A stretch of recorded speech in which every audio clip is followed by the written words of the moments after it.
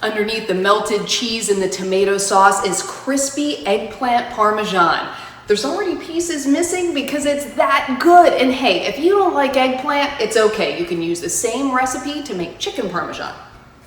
To make this eggplant or chicken parmesan, begin by setting up your breading station. One shallow dish with flour, one with beaten eggs, and one with a mix of breadcrumbs, garlic powder, Italian seasoning, salt, and pepper. Now you're going to cut the eggplant into half-inch rounds, discarding both of the ends. Then dust each piece with flour, dip it into the egg, and coat evenly with the breadcrumb mixture.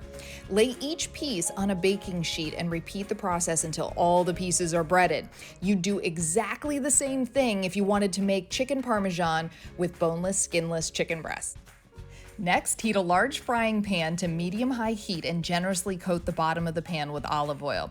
When the oil is hot enough to sizzle when a breadcrumb is dropped in, place as many pieces of eggplant into the pan as you can, leaving enough room to flip them over.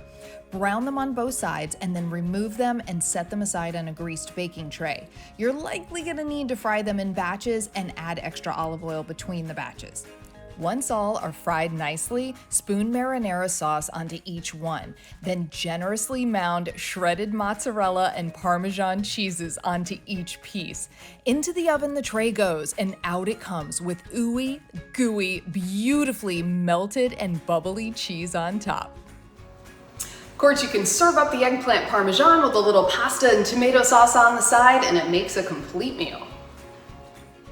You can find this recipe and many more at homewithshay.com. Shay Ryan, ABC Action News.